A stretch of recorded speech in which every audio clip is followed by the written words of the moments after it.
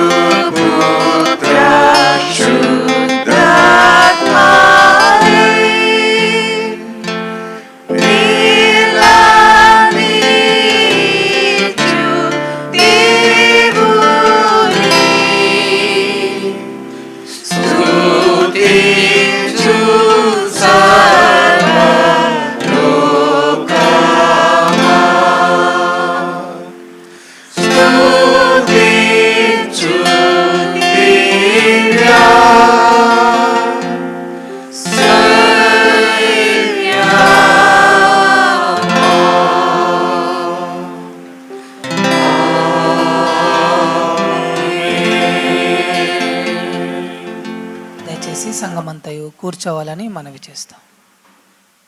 ప్రార్థించుకుందాం. మహోన్నతుడా, మా గొప్ప దేవ, మీకు వందనాలు, స్తోత్రాలు, స్తుతులు చెల్లించుకుంటున్నాం. ఈ 2020వ సంవత్సరము సెప్టెంబర్ మాసము మొదటి పునరుత్థాన దినమందు మీ ఆలయంలో చేరి ఆత్మతో సత్యముతో మిమ్మల్ని ఆరాధించుకునడానికి మా జీవితాలలో ఇచ్చినటువంటి ఈ శ్రేష్టమైనటువంటి దినాన్ని బట్టి మీకు వందనాలు చెల్లించుకుంటున్నాం. నాయన తండ్రి ప్రభువా, తరాలు మారినప్పటికీ నిన్న నేడు నిరంతరము యుగ యుగములు ఏకరీతిగా ఉన్నటువంటి మార్పు లేనటువంటి మా గొప్ప దేవుడు అయిన మీకు వందనాలు, స్తోత్రాలు చెల్లించుకుంటున్నాం. నాయన శాశ్వతమైనటువంటి మీ ప్రేమతో మమ్మల్ని ప్రేమిస్తూ విడువక మా ఎడల మీ కృప చూపిస్తున్నందుకు మీకు వందనాలు చెల్లించుకుంటున్నాం. మీరు మమ్మల్ని పేరు పెట్టి పిలుచుకొని ఉన్నారు. అంత మాత్రమే కాదు కానీ మీ అరచేతిలో మమ్మల్ని చెక్కుకొని ఉన్నారు. మేము జలములో పడి దాటినప్పుడు అవి మా మీద పొర్లి పారవు. అగ్ని జ్వాలల మధ్య మేము నడిచినప్పుడు ఆ జ్వాలలు మమ్మల్ని కాల్చివేయవని మీ వాక్యం సెలవిస్తూ ఉంది. మా తండ్రి మీకు వందనాలు. నాయన తండ్రి ప్రభువా, అనేకులు వారికి కలిగినటువంటి బలాన్ని బట్టి, ధనాన్ని బట్టి, బలగాన్ని బట్టి అతిశయిస్తారు. కానీ తండ్రి ప్రభా, మేమైతే మీ నామమును బట్టి మేము అతిశయిస్తున్నాం. కేవలం మీ యందు మాత్రమే మేము అతిశయిస్తా ఉన్నాం. మీ యొక్క జనులంగా మీరు మాకు దేవుడుగా ఉన్నందులను బట్టి, మీ నామమును బట్టి మేము అతిశయిస్తాం. మీ నామం ఎంతో ఉన్నతమైనటువంటిది, బలం కలిగినటువంటిది, శక్తి కలిగినటువంటిది. నాయన, అందుని బట్టి మీకు వందనాలు చెల్లించుకుంటున్నాం. ప్రపంచ దేశాలన్నిటిలో ఈ కోవిడ్-19 నాయన ఎంతగానో వ్యాప్తి చెంది ప్రబలమై అనేకులు తండ్రి దీని ద్వారా నాయన మరి ఇన్ఫెక్ట్ అయ్యి అనేకులు తండ్రి ప్రభువా వారి కుటుంబాల్లో ఆప్తులను పోగొట్టుకొని ఉంటుండగా నాయన మీ కాబ్దలను అనుగ్రహించి ఇలాంటి పరిస్థితుల్లో కూడా మీరు విడిచిపెట్టినటువంటి దేవుడని నాయన మీరు మాకు తెలియజేస్తున్నందులకే మీకు వందనాలు చెల్లించుకుంటున్నాం. నాయన, ప్రత్యేకంగా మా సంఘంలో అనారోగ్యంతో ఉన్నటువంటి వారిని ప్రతి ఒక్కొక్కరిని మీరు దర్శించమని, యెహోవా రాఫా మీకు వందనాలు, స్వస్థపరిచేటటువంటి మా దేవ మీకు వందనాలు. మీ గాయపడిన హస్తం చేత వారిని తాకుమని, వారికి స్వస్థతను అనుగ్రహించమని ప్రార్థన చేస్తున్నాం. మా యెహోవా ఈరే మీరై ఉంటున్నారు. ఈ కాలంలో తండ్రి ప్రభువా, మీరు మమ్మల్ని పోషిస్తున్న విధానం బట్టి మీకు వందనాలు చెల్లించుకుంటున్నాం. సింహ పిల్లలు లేమి గలవై ఆకలిగొనును కానీ మీ యందు నమ్మిక ఉంచినటువంటి వారికి ఏ మేలు కొదువై ఉండదని సెలవిచ్చిన రీతిగా మీ బిడ్డలమైనటువంటి మమ్ములను మీరు పోషిస్తున్నందులకే మీకు వందనాలు చెల్లించుకుంటున్నాం. మా తండ్రి ప్రభువా, ఈ యొక్క ఉదయకాలం ఆరాధనలో మేము పాడబోయే పాటలు, ప్రార్థనలు, విజ్ఞాపనలు మీ దృష్టికి అంగీకారం ఉన్నట్లు చేయమని ప్రార్థన చేస్తూ ఉన్నాం. ఆయన మీ దాసుని ద్వారా మీరు మాకు మీ సందేశాన్ని వినిపింపజేయమని, మాతో మాట్లాడమని ప్రార్థన చేస్తున్నాం. ఆ వాక్యము మా హృదయంలో విత్తబడి 30దంతలుగా 60దంతలుగా 100ంతలుగా ఫలించులాగున మీ కృపను అనుగ్రహించమని, మీ ఆత్మచేత మీ దాసుని అభిషేకించి మాతో మాట్లాడమని ప్రార్థన చేస్తున్నాం. మా హృదయాల్ని తెరువమని ప్రార్థన చేస్తున్నాం. మా తండ్రి ప్రభువా, మా యొక్క దేశం కొరకు ప్రార్థిస్తున్నాం, దేశ నాయకుల కొరకు ప్రార్థిస్తున్నాం. నాయన, వారు సమర్థవంతంగా మా దేశాన్ని పరిపాలించుటకు ఇలాంటి సమయంలో తండ్రి వారికి కావలసినటువంటి జ్ఞానాన్ని మీరు వారికి అనుగ్రహించమని ప్రార్థన చేస్తూ ఉన్నాం. నాయన తండ్రి, మా రాష్ట్ర నాయకుల కొరకు ప్రార్థిస్తున్నాం. రాష్ట్రంలోని ప్రజలను తండ్రి ప్రభా, ఈ రాష్ట్రాన్ని సరిగా వారు పరిపాలించుటకు వారికి తగినటువంటి జ్ఞానాన్ని మీరు వారికి అనుగ్రహించి నడిపించమని ప్రార్థన చేస్తూ ఉన్నాం. తండ్రి ప్రభా, అనేకులు తండ్రి ప్రభా వారు ఈ యొక్క వైరస్ ద్వారా ఉద్యోగాలు కోల్పోయినటువంటి వారు, వారి ఆప్తులను కోల్పోయినటువంటి వారు, ఆకలితో అలమటిస్తున్నటువంటి వారు ఎంతమంది ఉన్నారో మాకైతే తెలియదు. కానీ తండ్రి ప్రభువా, మీరే మమ్మల్ని పోషించేటటువంటి పోషకుడు అయి ఉంటున్నారు. నాయన తండ్రి, ఆకాశ పక్షులను చూడమన్నా అవి విత్తవు, కోయవు, సమకూర్చుకునవు, అయినను వాటిని మీరు పోషిస్తూ ఉన్నారు. మేము వాటికంటే శ్రేష్ఠులమని మీ వాక్యం సెలవిస్తాం. ఎవరైతే ఆయన అలాంటి పరిస్థితి గుండా వెళ్తూ ఉన్నారో వారిని మీరు కనికరించమని, మీరు వారిని దర్శించమని ప్రార్థిస్తున్నాం. ఆయన తండ్రి ప్రభు, మా సంఘంలో ఉన్నటువంటి వివిధ అంగములను బట్టి ప్రార్థిస్తున్నాం. చిన్న బిడ్డల పరిచర్యను మీరు దర్శించండి. సండే స్కూల్ సూపరింటెండెంట్ని, టీచర్స్ని, వాలంటీర్స్ని మీరు దీవించండి. మీ జ్ఞానం చేత నింపిన ఆయన తండ్రి బిడ్డల్ని మీ శిక్షలో తండ్రి వారు నడిపించడానికి, పెంచడానికి మీ కృపను అనుగ్రహించమని, మీ సహాయం దయచేయమని ప్రార్థిస్తున్నాం. మా తండ్రి, యవన బిడ్డల పరిచర్యను బట్టి ప్రార్థిస్తున్నాం. నాయన, వారితో మీ సన్నిధిని ఉంచండి. మీ వాక్యంలో వారు ఎదగడానికి మీ కృపను అనుగ్రహించమని ప్రార్థిస్తున్నాం. మీ కొరకు గొప్ప కార్యములను తలపెట్టి మీ నుండి గొప్ప కార్యములను ఆశించువారుగా వారు ఉండడానికి మీ కృపను అనుగ్రహించమని ప్రార్థిస్తున్నాం. స్త్రీల సమాజమును బట్టి ప్రార్థిస్తున్నాం. నాయన, వారిని మీరు దర్శించండి.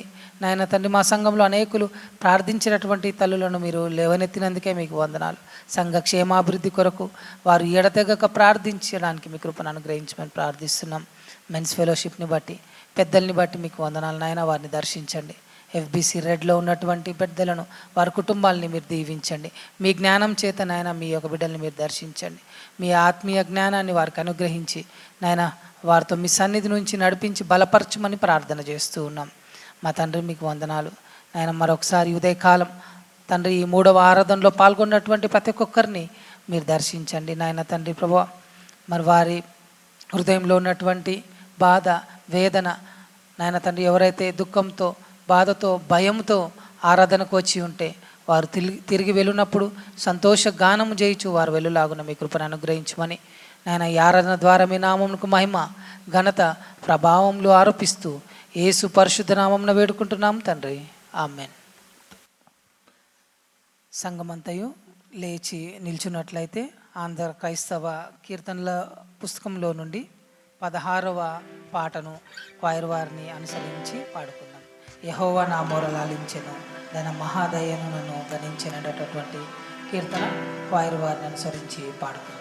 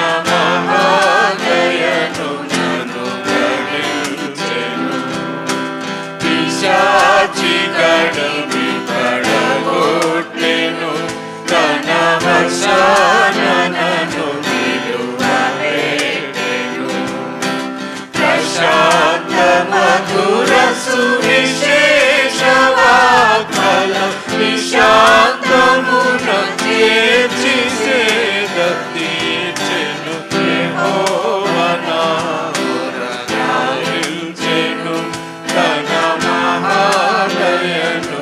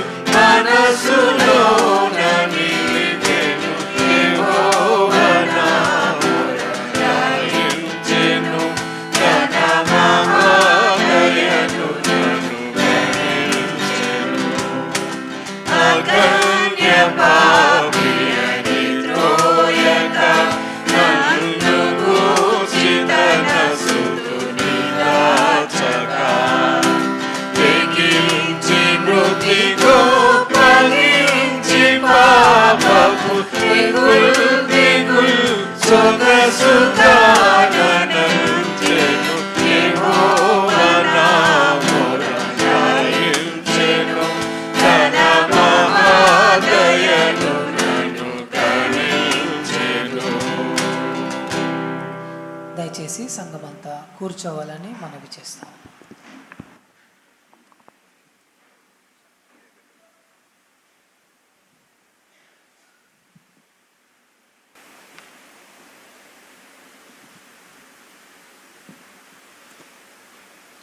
సంఘ ప్రకటనలు జాగ్రత్తగా వినవలసిందిగా మనవి చేస్తుంటున్నాను.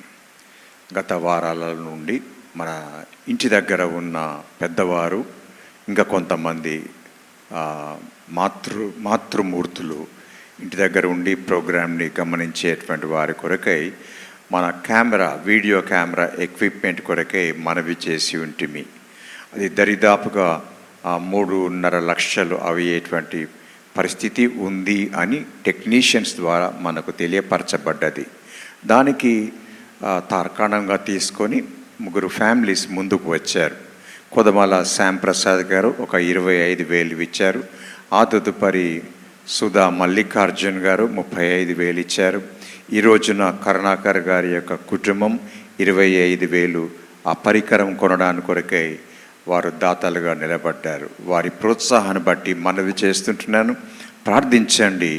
ఇలాంటి పరికరం ఈరోజు వరకే కాదు, ఈ కరోనా వైరస్ని బట్టే కాదు, రాబోతున్న దినాలలో కూడా మన యాక్టివిటీస్ అన్నీ కూడా టెలికాస్ట్ చేయడానికి, రికార్డ్ చేయడానికి, ఒక మంచి లైబ్రరీ పెట్టుకోవడానికి ఆస్కారం ఉంది. కనుక దాని కొరకై మీరు చేయూతనివ్వవలసిందిగా మనవి చేస్తుంటున్నాను. దేవుని చిత్తం అయితే ఈరోజు సాయంత్రం చిల్డ్రన్ మినిస్ట్రీ జూమ్ ద్వారా 5 గంటలకు కలుసుకుంటారు. టీచర్లందరూ సిద్ధంగా ఉంటారు.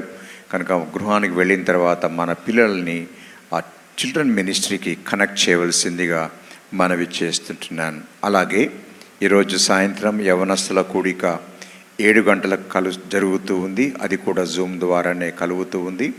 కనుక యవనస్తులు ఉన్నటువంటి వాళ్ళందరూ కూడా సాయంత్రం 7 గంటలకు కలుసుకోవాల్సిందిగా మనవి చేస్తుంటున్నాను.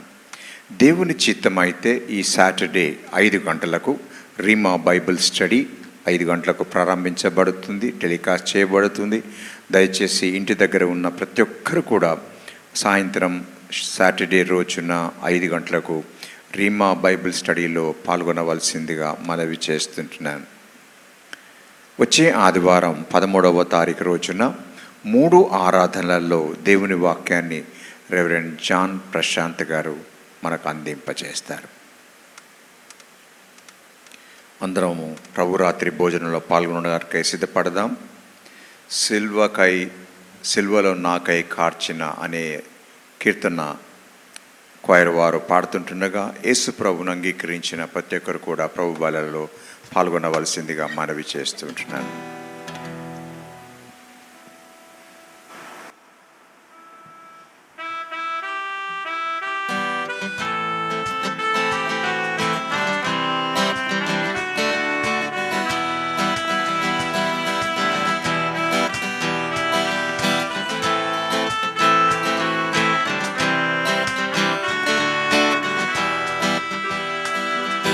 సిల్వలో నాకై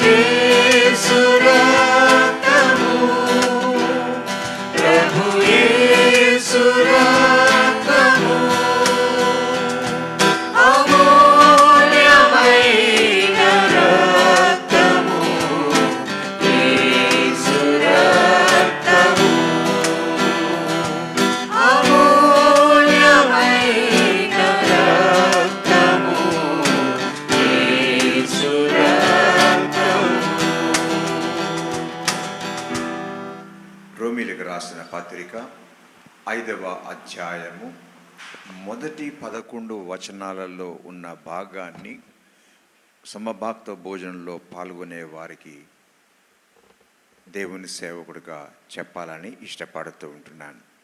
రోమీలకు రాసిన పత్రిక 5వ అధ్యాయము మొదటి 11 వచనములు.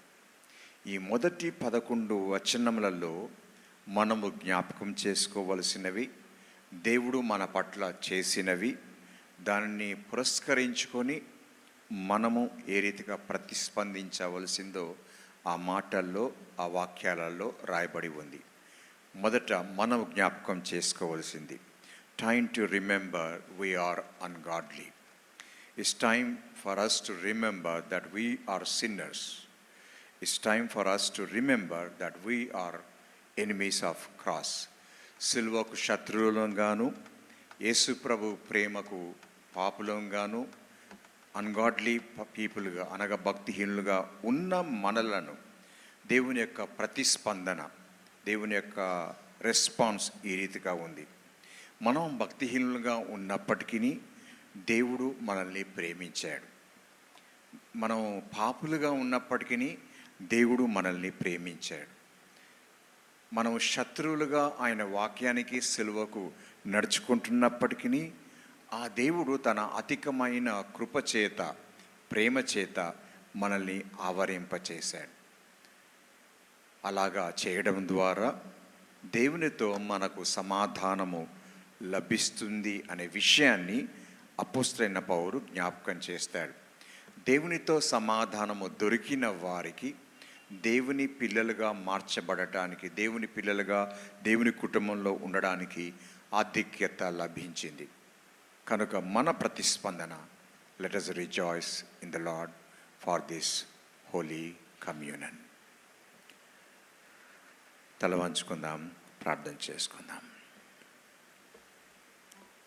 సర్వోన్నతుడా, మహిమాన్వితుడా, నీకు వందనాలు. నీ సాన్నిధ్యంలో ఉండే భాగ్యం, క్రీస్తు ప్రేమను బట్టి, క్రీస్తు క్షమాపణను బట్టి, క్రీస్తు యొక్క రక్తమును బట్టి నీవు మాకు అనుగ్రహించినందుకు నీకు వందనాలు. నీతిమంతులుగా తీర్చబడ్డానికి ఆయనయే మాకు మార్గదర్శకమై ఉన్నందుకు నీకు స్తోత్రములు చెల్లిస్తుంటున్నాం. అవును మా ప్రభు, మేము నీ కుటుంబంలో ఉండే భాగ్యం నీవు మమ్మల్ని ప్రేమించడాన్ని బట్టి వీలు కలిగింది కనుక నీకు స్తోత్రాలు. నిరంతరం నీ సముఖంలో నేను, మా కుటుంబాలు ఉండాలని ఆశపడుతుంటున్నాం. ఇక ముందు నుంచి మా తండ్రి శత్రువులుగా కాక, పాపులంగా కాక, భక్తిహీనులంగా కాక మమ్మల్ని మేము సరి చేసుకుంటూ నీవు ఇచ్చిన ఈ ఆధిక్యతను జ్ఞాపకం చేసుకుంటూ ఈ చిహ్నములను పుచ్చుకోవడానికి సహాయము చేయమని యేసు నామమున వేడుకుంటున్నాము తండ్రి, ఆమేన్. క్వైర్ వారు అదే కీర్తన పాడుతుండగా పరిచారకులు మన ఎద్దకు వస్తారు.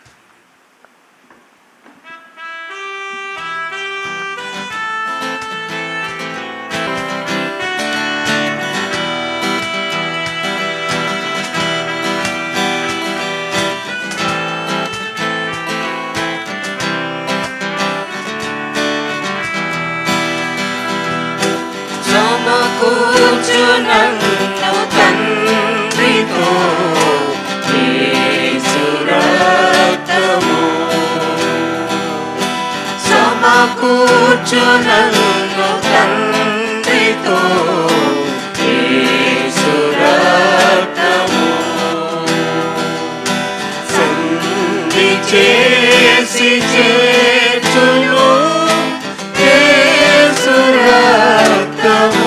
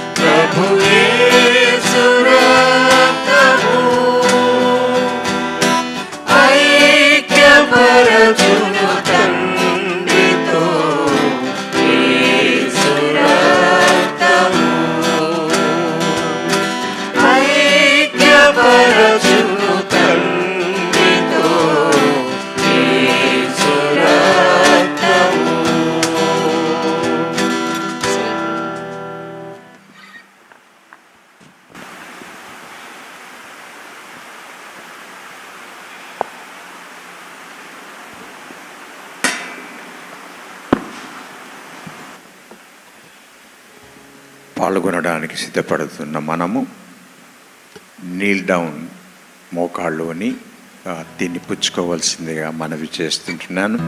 ఒకవేళ మోకాళ్ళలో బలహీనత ఉంటే మీ కుర్చీలోనే కూర్చొని ఉండి పుచ్చుకోవాల్సిందిగా మనవి చేస్తుంటున్నాను.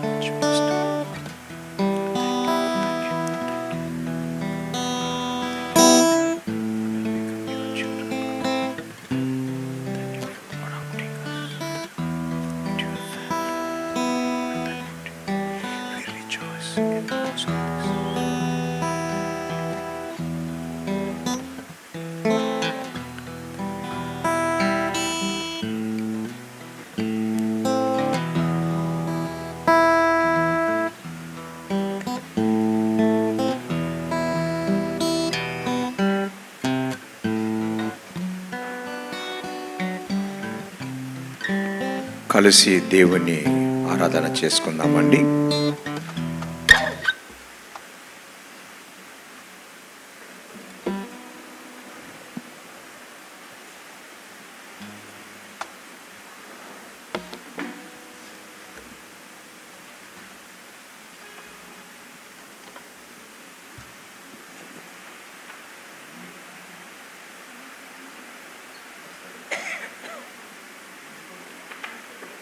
మన ప్రభు అయినటువంటి యేసుక్రీస్తు నామములో మీ అందరికీ శుభములు.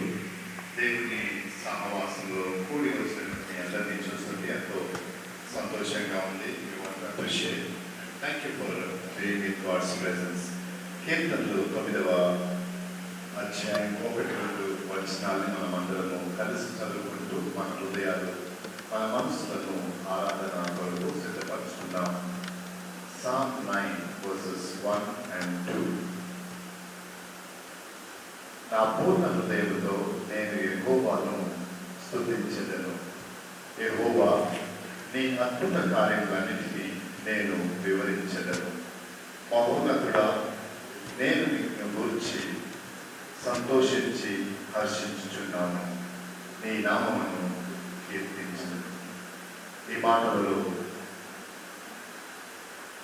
మనము చదువుతూ ఆలోచిస్తుండగా కీర్తనకారులు తన పూర్ణ హృదయంతో దేవుని స్తుతిస్తున్నట్లుగా ఆయన అద్భుత కార్యములను గూర్చి ఆయన వివరిస్తూ ఉన్నాడు.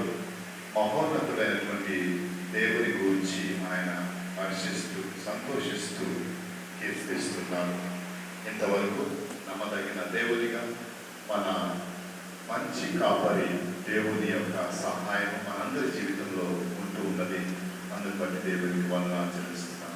రండి మనం అందరం కలిసి దేవుని స్తుతించడానికి, కీర్తించడానికి, ఆయన సన్నిధిలో సంతోషించడానికి ఇది మంచి తరుణం. మనమందరం లేచి నిలబడి కలిసి వర్షిప్ నిర్వహిస్తుంది. 76 సదాకాలము నీతో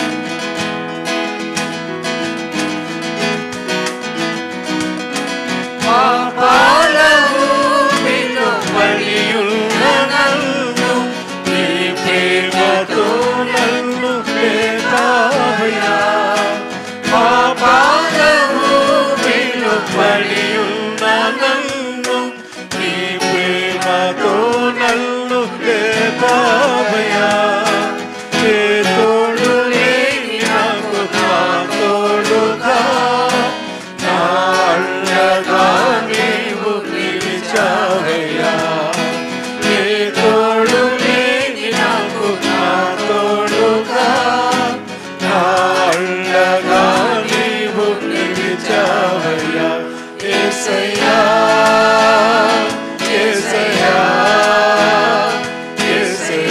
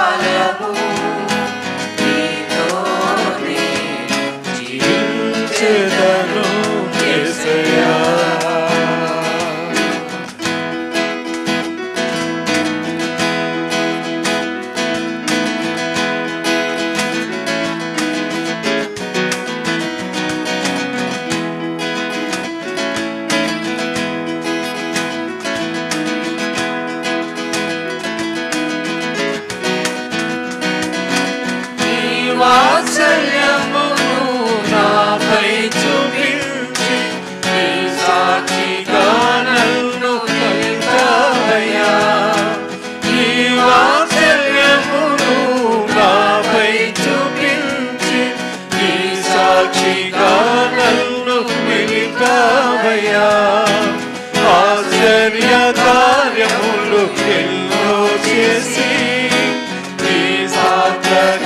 నన్ను మలిచావయ్యా ఆశ్చర్య కార్యములు ఎన్నో చేసి నీ పాత్రగా నన్ను మలిచావయ్యా యేసయ్యా యేసయ్యా యేసయ్యా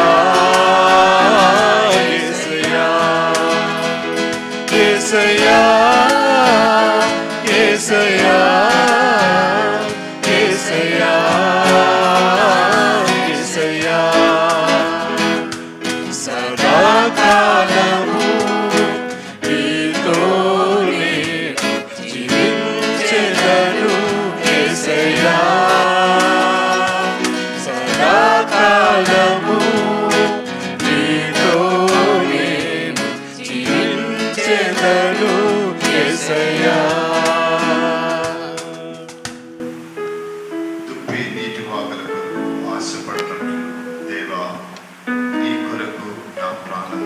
ఆశపడుచున్నదని ఒక భక్తుడు రాస్తూ As the deer pants for the waters, so my soul longs. You alone are my heart's desire, and I long to worship you.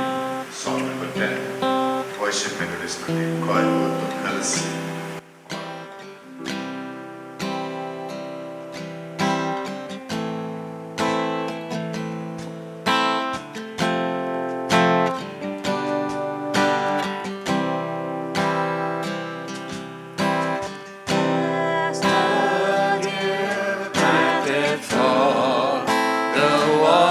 So my soul longeth after you. You alone are my heart's desire, and I long to worship you. You alone are my strength, my shield. To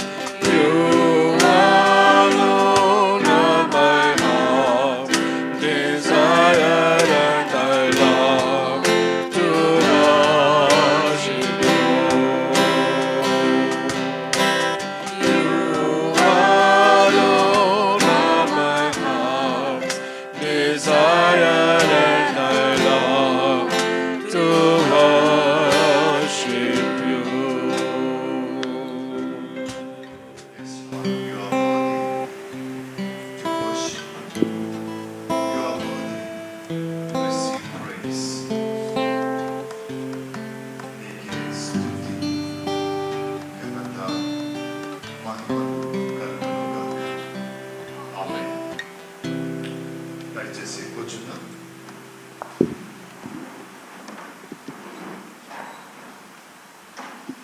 ఈ ఉదయకాలంలో దేవుని వాక్యాన్ని అందించడానికి మన మధ్య వచ్చి సంతోషం, వారిని ఆహ్వానాన్ని అందిస్తున్నాం.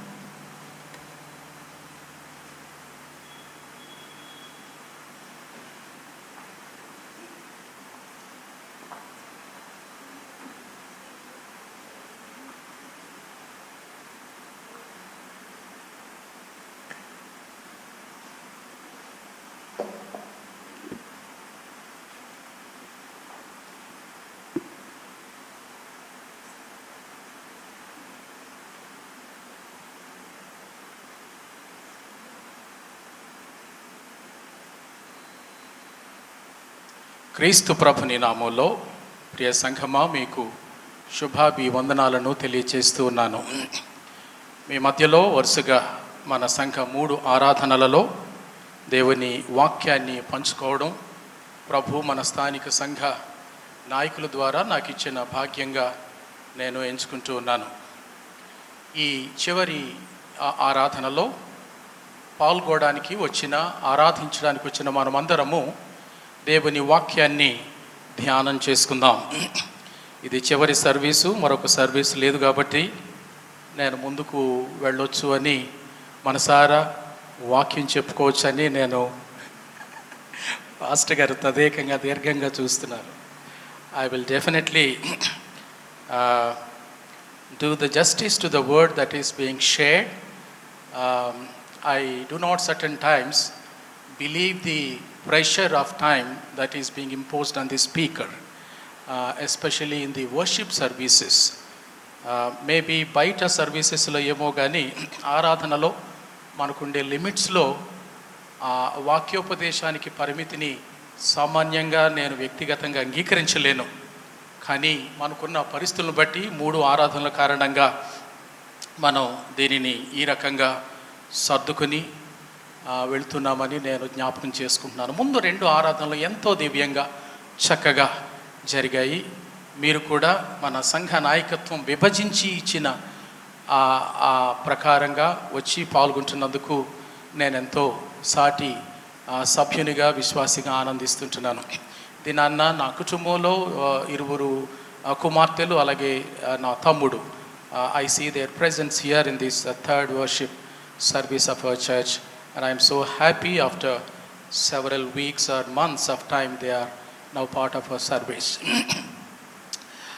ప్రియ సంఘమా, నాతో పాటు మత్తయి సువార్త 5వ అధ్యాయము 8వ వచనాన్ని మీరు తెరవాలని కోరుకుంటున్నాను. కొన్నిసార్లు చెప్పిన వాక్యాన్ని పదే పదే చెప్పడం, మరలా చెప్పడం చాలా మోనోటోనస్గా ఉంటుంది. కానీ నేను మొదటిసారి విన్నవారు, రెండవసారి విన్నవారు ఇక్కడ ఎవరు లేరు అనుకుని నేను చాలా ఫ్రెష్గా ఈ వాక్యాన్ని మీతో మాట్లాడడానికి ఆశపడి, ఈ వాక్యం మీకు దొరుకుతుంది ఆన్లైన్లో, ఫేస్బుక్లో లైవ్ ఉంది. మన సంఘ సభ్యులు కొంతమంది లైవ్ చూశారు, యూట్యూబ్లో పెడతారు. మీరు చిరకాలము చూస్తూ ఉండొచ్చు, but still you have made it to the church service today physically so that you can be part of this service. 5వ అధ్యాయం 8వ వచనం, యేసు ప్రభువు వారు కొండ మీద చేసిన ప్రసంగంలో 8వ వచనాన్ని నేను ధ్యానం చేస్తూ వాటిని మీతో పంచుకోవాలని ఆశపడుతూ వస్తూ ఉన్నాను. 8వ వచనం ఇలా చెబుతుంది, హృదయ శుద్ధి కలవారు ధన్యులు, వారు దేవుని చూచెదరు. ఈ ఒక్క మాట మీద, అందులోనూ హృదయ శుద్ధి అన్న ఆ పదము మీద నేను ఒత్తి నొక్కి ఆలోచించి మాట్లాడాలి అని నేను కోరుకుంటున్నాను ఉన్న సమయంలో. న్యూ ఇంటర్నేషనల్ వర్షన్ ఇలా చెబుతుంది ఆ వచనాన్ని, blessed are the pure in heart for they will see God. మరొక వెర్షన్ కూడా నేను చూసాను, రివైజ్డ్ స్టాండర్డ్ వర్షన్. పెద్ద తేడా ఏమీ లేదు. గ్రీకులో మూలవాక్యంలో అలాగే హెబ్రీలో మూలవాక్యాల్లో పెద్దగా తేడా లేకపోయినప్పుడు వర్షన్స్ కూడా పెద్ద తేడా ఉండవు. కాకపోతే వాడుక భాషలోనికి వాటిని మలచి చెప్తూ ఉంటారు. RSVలో చెప్తుంది, blessed are the pure in heart for they shall see God. D.L. Moody భక్తుడు ఇలా అంటాడు ఒకసారి, God does not seek for golden vessels and does not ask for silver ones, but he must have clean vessels. దేవుడు బంగారు పాత్రల కోసం చూడడు, silver పాత్రల కోసం కూడా చూడడు, అడగడు. కానీ శుద్ధ పాత్రలు కావాలి అంటాడు. డిఎల్ మూడీ గొప్ప భక్తుడు. ఆయన ఈ భాగాన్ని 2 తిమోతి 2వ అధ్యాయంలో నుంచి తీసుకున్నాడని మనకి ఇట్టే అర్థమవుతుంది. 2 తిమోతి 2వ అధ్యాయము 20-21 వచనాలలో అలా జాగ్రత్తగా చూస్తే నేను కొన్ని పాఠాలు అందులో నుంచి నేర్చుకుంటున్నాను.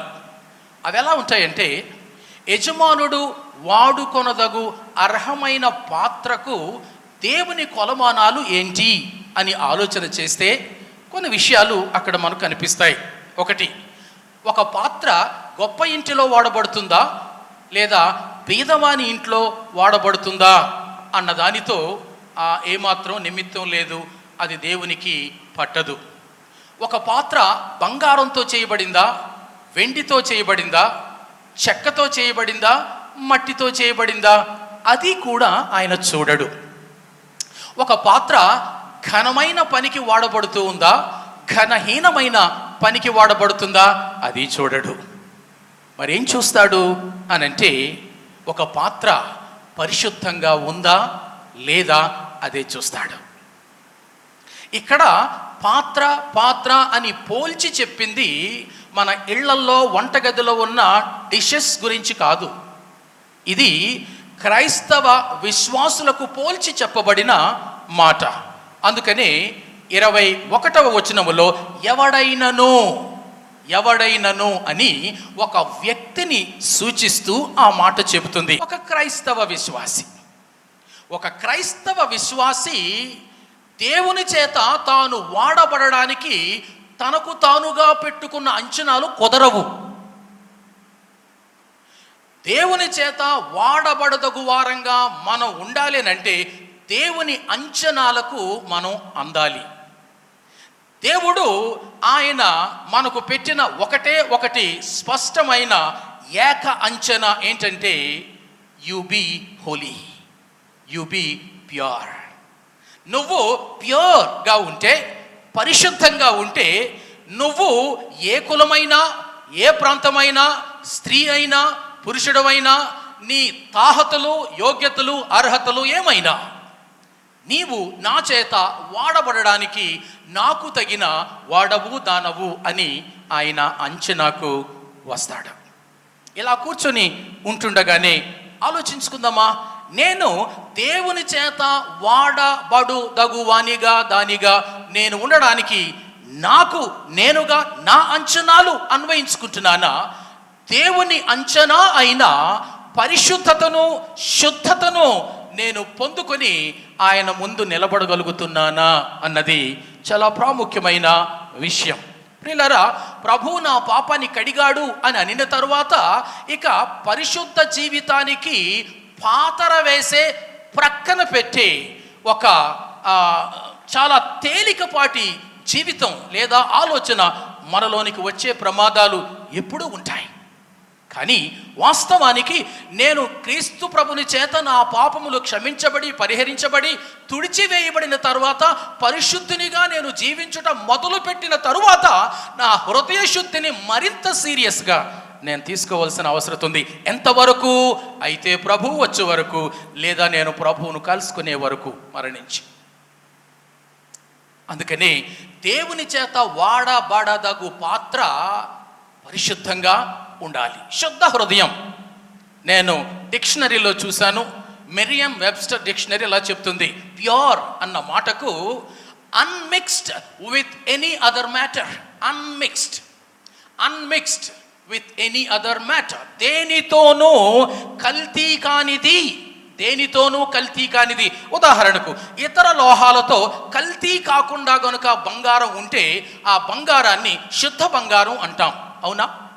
ఎస్.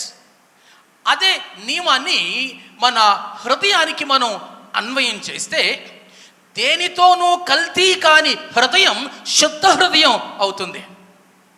బంగారంతో అన్నీ కలవవు, కొన్ని లోహాలు మట్టుకు మాత్రమే కలుస్తాయి. సిల్వర్ కలుస్తుంది, కాపర్ కలుస్తుంది, పెలాడియం కలుస్తుంది, జింక్ కలుస్తుంది.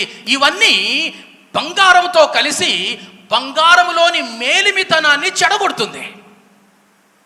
చూడ్డానికి బంగారంలాగే కనిపిస్తుంది, కానీ ఈ ఈ తక్కువ స్థాయి లోహాలు మేలిమి బంగారంలోనికి ప్రవేశించి మేలిమితనాన్ని పోగొడుతుంది, బంగారంలాగే బయటకు చూపిస్తూ ఉంది. అలాగే మన హృదయాన్ని మలినపరిచే వాటన్నిటి నుండి దూరంగా కనుక మనం ఉండకపోతే మన హృదయం మేలిమితనాన్ని పోగొట్టుకున్న హృదయంగా అయిపోతుంది. ఒక హృదయం యొక్క మేలిమితనాన్ని, దాని శుద్ధతను పోగొట్టేవి ఏవి అని ఆలోచన చేస్తే బైబిల్ చాలా విస్పష్టంగా చెబుతుంది. మానవ హృదయం మెట్టుకు అది సకల ఉద్రేకాల నిలయం కాబట్టి ఏవో కొన్ని మంచివి కాని ఉద్రేకాలు మన హృదయములో మలినమయ్యే అవకాశాలు ఎప్పుడూ పుష్కలంగా ఉంటాయి. ఏవి మన హృదయాన్ని మలినపరిచేవి? లోహాలు కాదు, మరేంటి అంటే ఉద్రేకాలు, ఆలోచనలు, క్రియలు మన హృదయాన్ని మలినపరుస్తాయి. మత్తయి సువార్త 15:19 ఇలా చెబుతుంది. 15:19 మత్తయి సువార్త. దురాలోచనలు, నరహత్యలు, వ్యభిచారములు, వేశ్య గమనములు, దొంగతనములు, అబద్ధ సాక్ష్యములు, దేవదూషణలు ఇవన్నీ హృదయములో నుండియే వచ్చును. ఇవే మనుష్యుని అపవిత్ర పరచును. యేసు ప్రభు వారు చాలా విస్పష్టంగా చెప్పారు, నీవు నోట్లో నుంచి అనగా బయట నుంచి నీలోనికి వెళ్ళేవి నిన్ను అపవిత్రపరచవు, కానీ నీలో నుండి బయటకు నువ్వు కక్కుతావే, ఆ కక్కేవే నిన్ను అపవిత్రపరుస్తాయి. ఇలాంటి వాటితో గనుక మన హృదయం కలిస్తే మన హృదయం కల్తీ పడి అది శుద్ధతను కోల్పోతుంది. అప్పుడు మన హృదయం ఇక శుద్ధ హృదయంగా ఉండదు. హృదయ శుద్ధి కలవారు ధన్యులు, వారు దేవుని చూస్తారు. హృదయ శుద్ధిని కోల్పోయిన వారు ధన్యులు కారు, ఎందుకంటే వారు దేవుణ్ణి చూడలేరు కాబట్టి.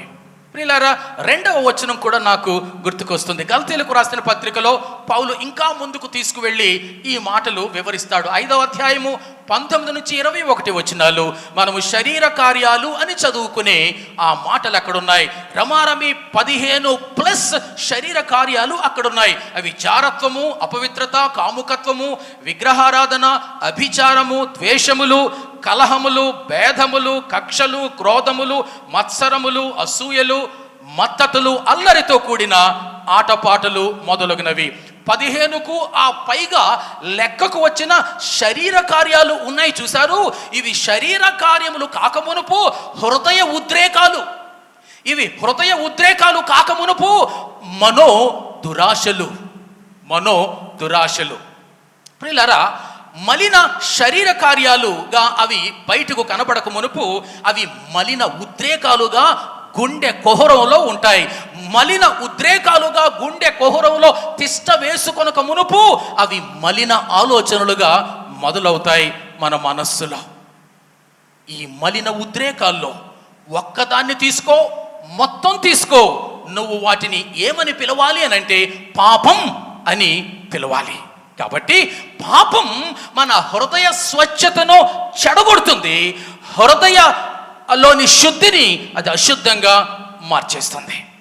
ప్రేమైన దేవుని బిడ్డలారా, ఇలా కూర్చుంటూ ఉంటుండగానే ఈ మాటలు, ఈ బోధనలు మనం వింటుండగానే ఏ చిన్న ఆలోచన ఒక విత్తనం వలె మొదటిగా మన మనసులో పడి ఆ తర్వాత హృదయం దాకా ప్రాకి ఉద్రేకంలా అది ఉరకలెత్తి ఆ తర్వాత శరీరము ద్వారా ఆయా క్రియలలో అది బయటపడి ఒక పెద్ద చెట్టుగా వటవృక్షంలా ఎదిగి మన ఆత్మీయ జీవితానికి పరిశుద్ధతకు అడ్డంకిగా మారాయో ఒకసారి వ్యక్తిగతంగా ఎవరు మట్టుకు వారము పునరాలోచన, అంతఃశోధన చేసుకోవాల్సిన అవసరం ఉంది అని జ్ఞాపకం చేస్తూ ఉంటూ ఉన్నాను.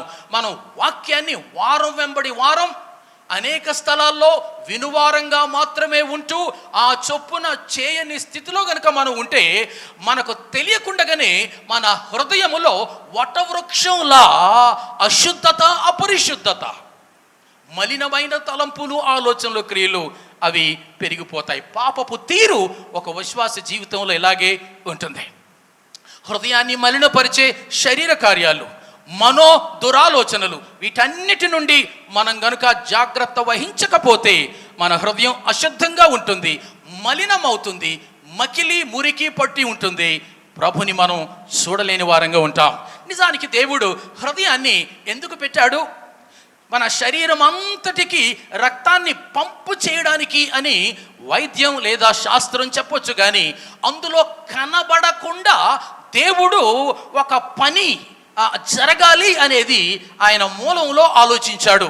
ఈ భాగాన్ని సామెతల గ్రంథం 4వ అధ్యాయం 23వ వచనంలో మనం చూస్తాం. నీ హృదయములో నుండి జీవధారలు బయలుదేరును కాబట్టి అన్నిటికంటే నీ హృదయాన్ని భద్రంగా కాపాడుకొనుము. ఈ విధంగా ఈ దినాల్లో వైద్యపరంగా శరీరములో కీలక అవయవాలు ఏంటి అని అంటే ముందుగా చెప్పుకోవలసింది హృదయమే. అయితే ఆ హృదయం మన శరీరములో ఉన్న రక్త ప్రసరణ కోసం మట్టుకు మాత్రమే కాక జీవధారలు మన హృదయములో బయలుదేరాలి అన్నది దేవుని యొక్క ఆలోచన. జీవధారలు బయలుదేరుతున్న హృదయము పరిశుద్ధంగా ఉంటుంది.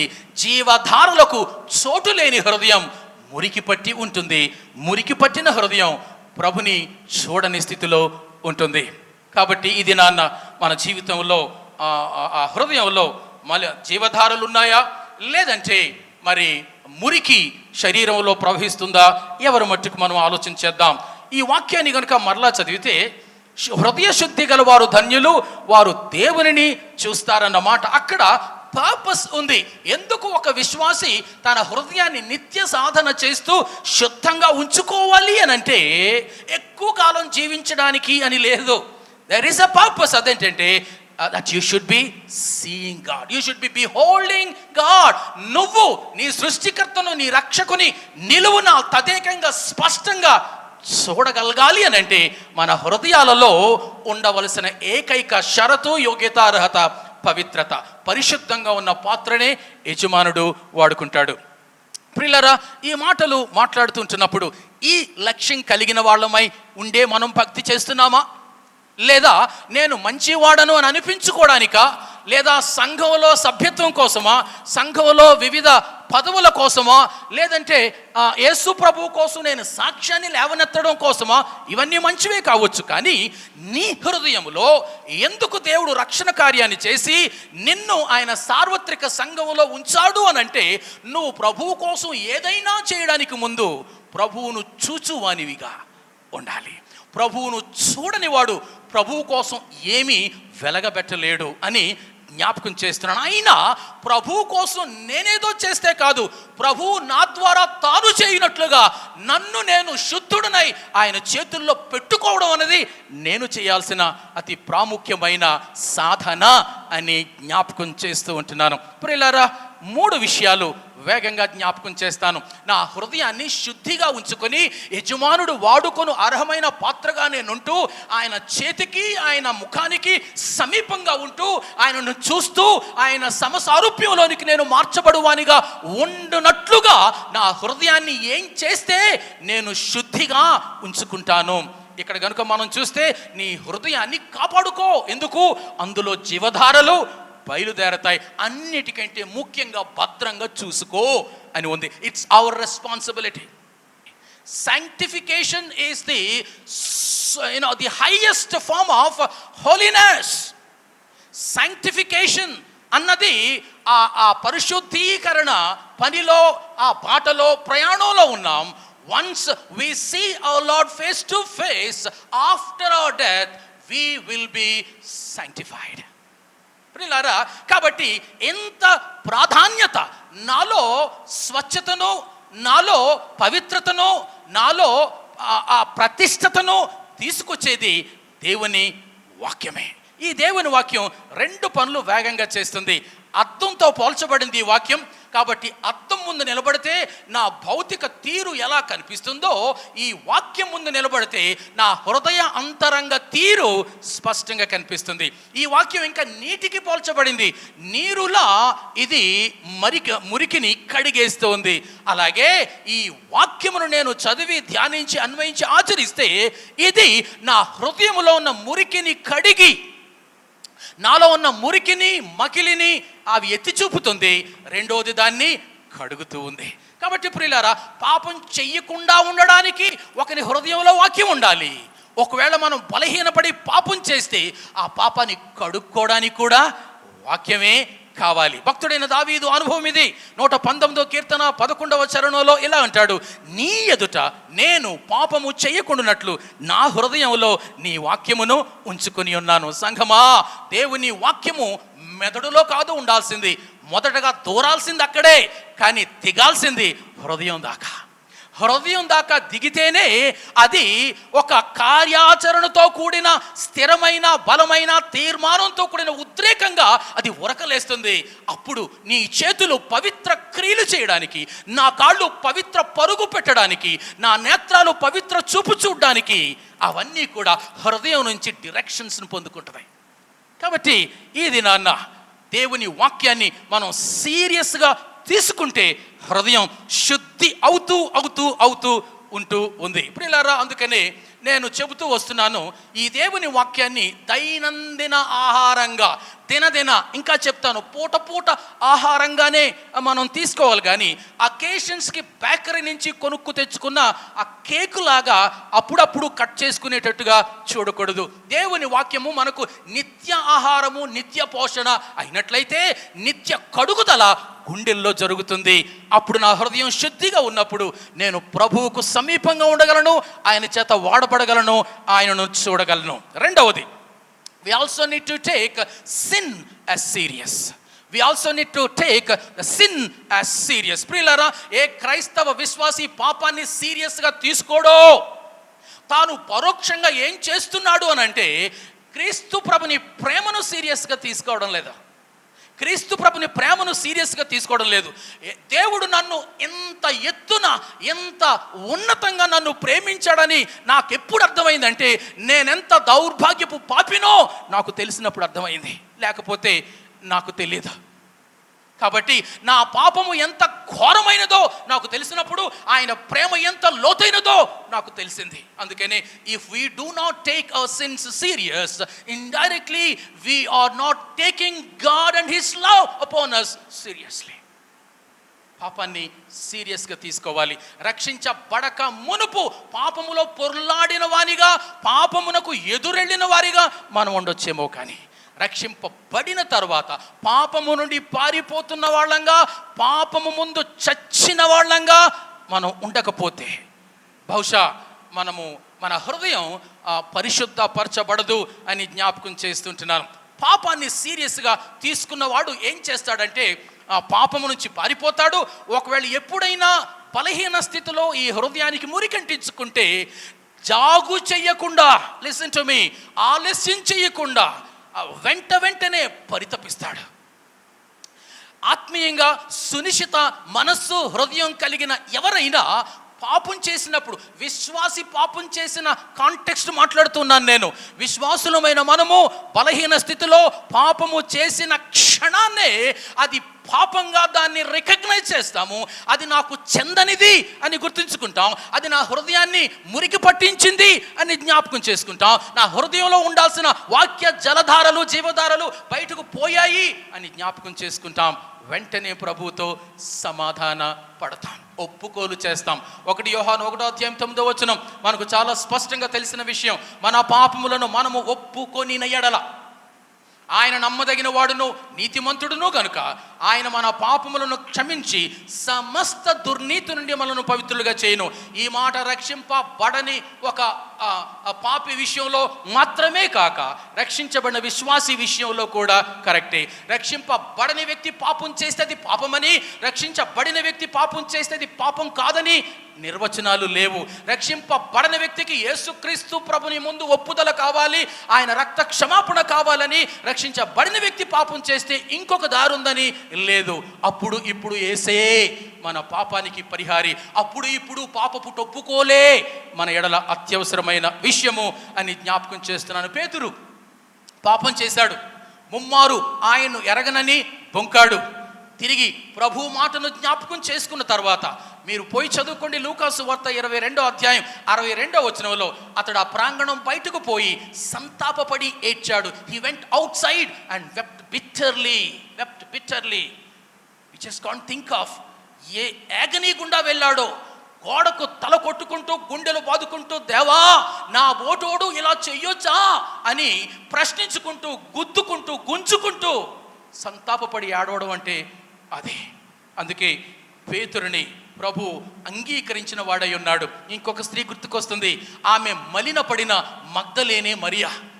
తన స్థితి తాను ఎరిగినప్పుడు, తన గుండెల్లో దాగి ఉన్న పాపం తనకు తెలిసినప్పుడు ఆమె ప్రభుని పాదాల దగ్గర నిలబడి ఏడ్చుచూ కన్నీళ్లతో అని ఉంటుంది. లూకాసు వార్త 7వ అధ్యాయం 38వ వచనం. పేతురు సంతాపపడి ఏడ్చాడు, మగ్దలేనే మరియా ఏడ్చుచూ కన్నీళ్లు విడుస్తూ ఉంది. ఈ స్థితి మనలో ఉండాలా? అడుగుతుంటున్నాను, నువ్వు పాపం చేసావని నీకు తెలిసినప్పుడు, ప్రభు ఆ పాపిని నన్ను క్షమించని చాలా లైట్ ప్రేయర్ చేసి ఎన్నిసార్లు తప్పించుకుని పోయావు.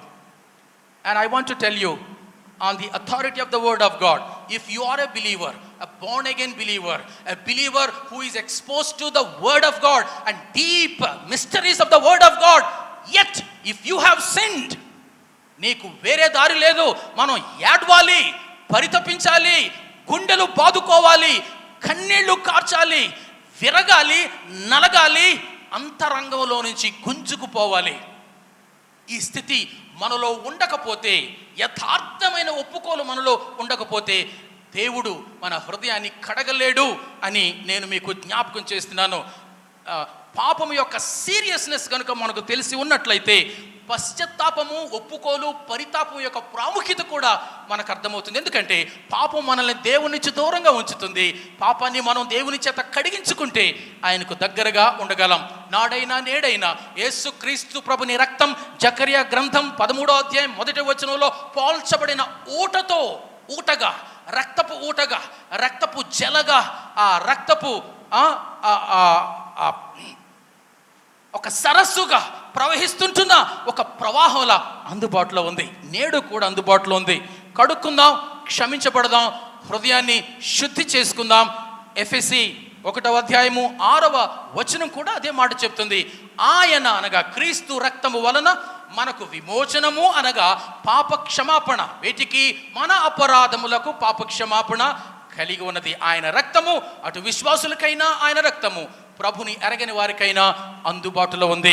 అయితే ప్రభు మన హృదయాన్ని ప్రక్షాళన చేయక మునుపు పరితాపం తప్పనిసరి. అది యథార్థమైన పరితాపంగా ఉండి తీరాలి. పరితపిద్దామా, సంతాపపడదామా? ఒకవేళ మన జీవితంలో, మన హృదయంలో పాపము ఉన్న కారణంగా మురికిపడి ప్రభువును చూడలేని స్థితి, ప్రభు చేత వాడబడలేని స్థితి ఉన్నట్లయితే ఏడుద్దాం, కన్నీరు కారుద్దాం, విరిగిపోదాం, నలిగిపోదాం, పరితపించుదాం. ఆ పాపాన్ని నిండుగా అసహించుకొని దాని ముందు చచ్చిన వాని వలె ఉండునట్లుగా, దాని నుండి పారిపోయినట్లుగా, దాని మీద మనకు విజయం కలుగునట్లుగా ప్రభు ముందు పరితపిద్దాం. హృదయ శుద్ధి కలవారు ధన్యులు, వారే దేవుణ్ణి చూస్తారు. మూడవది చివరిది ప్రభువును మనము చూడగలిగే స్థాయిలో మన హృదయం శుద్ధంగా ఉండాలి అని అంటే, ఆయన చేత వాడబడుతూ ఆయన సారూప్యంలోనికి మనం మలచబడు వారంగా ఉండాలి అని అంటే, we need to take one more thing very serious, and that is the Holy Spirit. పరిశుద్ధాత్మ దేవుణ్ణి మనం సీరియస్గా తీసుకోవాలి. I don't know how much of us are really aware or internalized the doctrine of the Holy Spirit. నాకైతే తెలియదు. బయట కొంతమందితో నేను చర్చిస్తుంటున్నప్పుడు అంత స్పష్టమైన అవగాహన ఉన్నట్టుగా లేదు. ప్రియులారా, మీరు పరిశుద్ధాత్మని గురించి బైబిల్ ఏం చెప్తుందో మనం చదవాలి. Read and be taught about the doctrine of the Holy Spirit. ప్రియులారా, పరిశుద్ధాత్ముడు కూడా మనల్ని పవిత్రీకరించే పనిలో భాగస్థుడు అయి ఉన్నాడు. నిస్సందేహంగా ఆయన ఆ పనిలోనే ఉన్నాడు. ప్రభు మనలో ప్రారంభించిన రక్షణ కార్యం అనగా ఆ శుద్ధీకరణ ప్రక్రియను, సైంటిఫికేషన్ని మనలో కడదాకా కొనసాగించినట్లుగా ప్రభు పక్షాన మన కొరకు పంపబడిన దైవమే పరిశుద్ధాత్ముడు.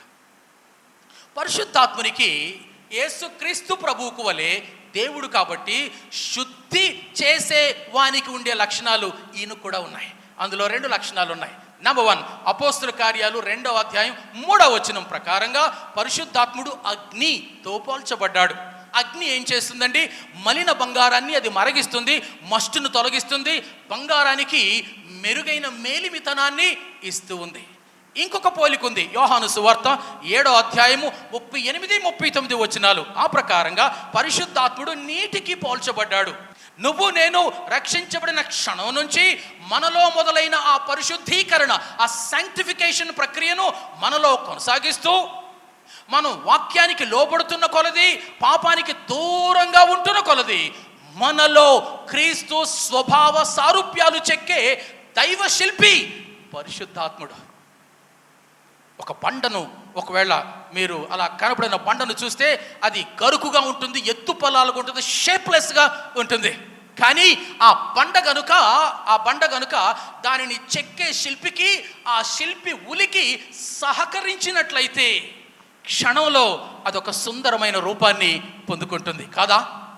అదే మాదిరి రక్షించబడ్డావు, కానీ మన హృదయ స్థితి ఎత్తు పొల్లాలుగా, కరుకులుగా, నునుపు లేని స్థితిలో గనుక ఉన్నట్లయితే పరిశుద్ధాత్ముడు అనే శిల్పితో, అనే నేర్పరితో నీలో నాలో ఆ హృదయాన్ని శుద్ధి చేసి క్రీస్తు ప్రభుని సారూప్యంలోనికి మలచడానికి సరిగ్గా సరిపోయే దైవ గురువైన పరిశుద్ధాత్మతో చేతులు కలిపినట్లయితే నా ఆత్మీయ జీవితపు షేపులు మారిపోతాయి.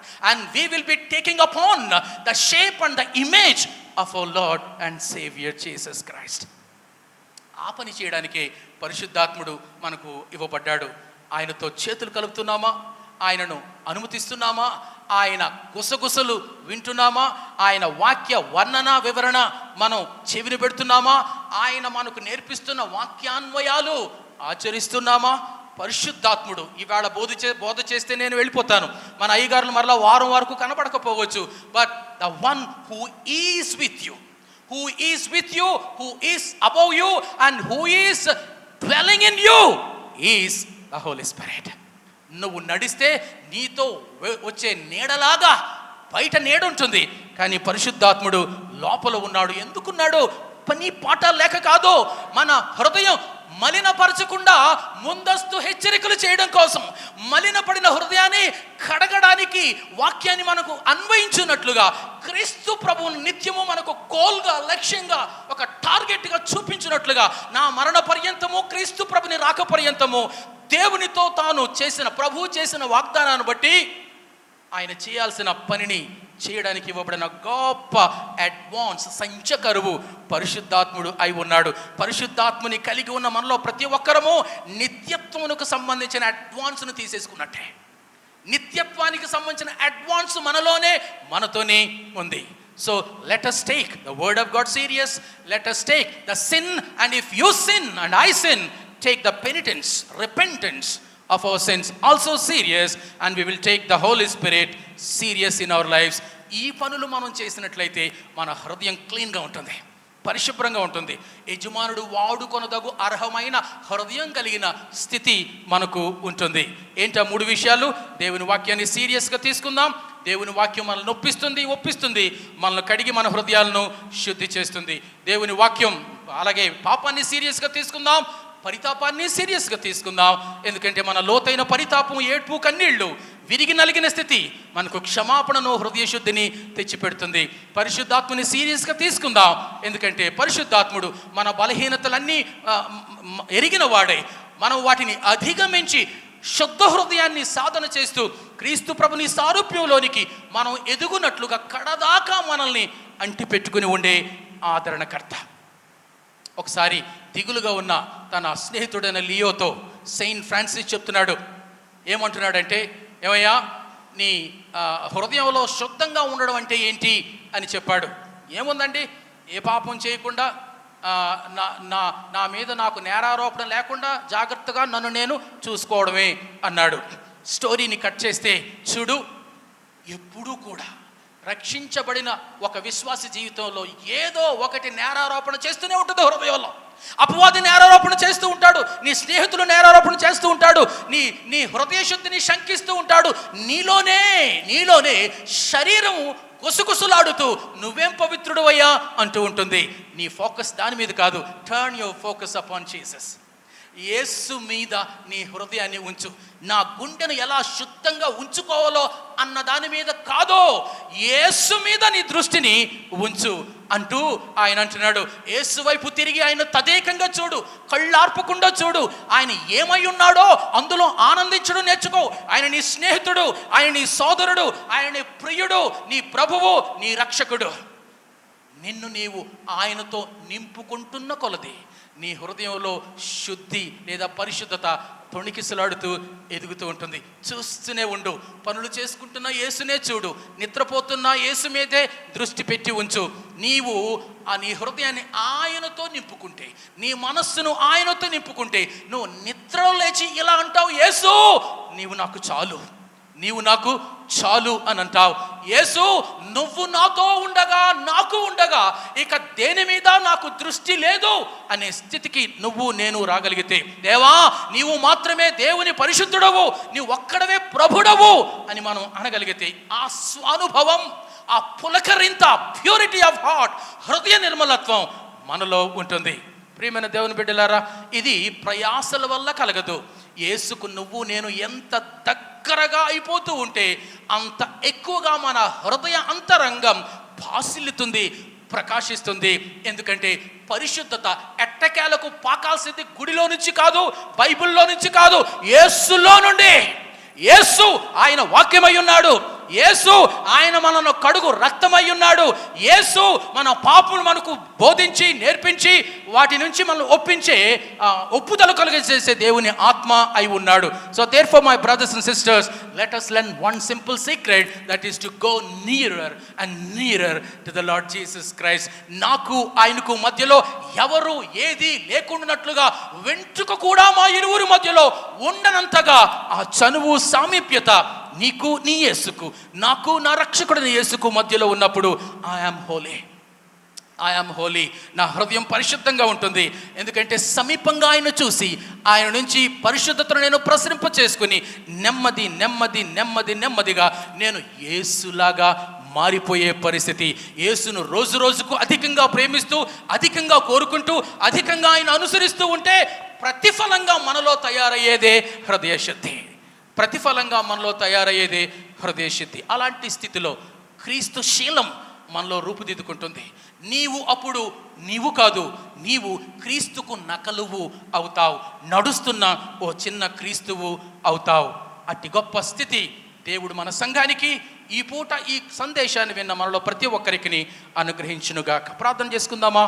దయచేసి ఉన్న స్థితిలో ఉన్న పాటున శిరస్సులో ఉంచి నేత్రాలు మూసుకుంటూ మనసును ప్రభువు పైన పెడుతూ లేచి నిలబడండి. We will just say a small prayer and we will wind it up. Stand up wherever you are. Close your eyes. Don't look around. Look within.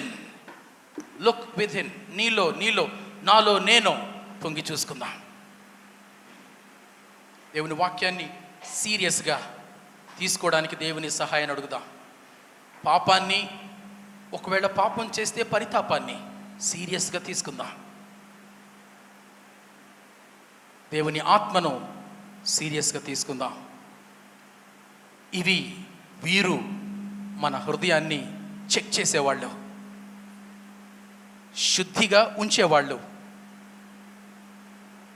ప్రభువును మనం తేటగా స్పష్టంగా చూస్తూ ఆయన పోలికలోని మార్చబడ్డానికి సహకరించేవాళ్ళు. Let us never neglect these three important things in our life. నీ మనసుకు ఏదైనా ఒకటి తోస్తే, అనిపిస్తే, ఎక్కడైనా దిద్దుబాటు నీ హృదయం నీకు బోధిస్తూ ఉంటే, మనసు చెబుతూ ఉంటే మౌనంగా ప్రభుతో సమాధాన పడదాం. పరమ తండ్రి, నిన్ను చూడగలిగే స్థాయిలో మా హృదయాలు ఎప్పుడు సిద్ధంగాను, ఎప్పుడు శుద్ధంగాను ఉండునట్లుగా మేము ఇది మొదలుకొని మీ వాక్యాన్ని మా జీవితాల్లో అప్పుడప్పుడు పొడసూపుతున్న పాపాన్ని, అలాగే మీ పరిశుద్ధాత్మను సీరియస్గా తీసుకోవడానికి మా సాయం చేయండి తండ్రి. మేము చూడడం మట్టుకు మాత్రమే కాదు, మా రక్షకుడును మీ జనితైక కుమారుడు క్రీస్తును పోలి నడిచేవాళ్ళం అయిపోవడానికి, మేము మా రక్షకుడిని యేసును ఎక్కువగా కోరుకునే వాళ్ళంగా మారిపోవడానికి, కాంక్షించే వాళ్ళంగా మారిపోవడానికి సాయం చేయండి.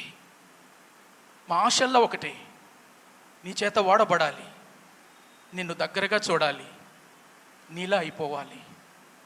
యేసు నామమున ప్రార్థించుచున్నాము తండ్రి, ఆమేన్.